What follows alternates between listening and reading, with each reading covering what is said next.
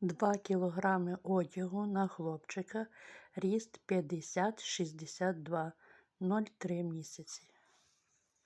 Одяг більш до літнього. Утепленого взагалі немає, навіть якщо кофточки, вони тоненькі.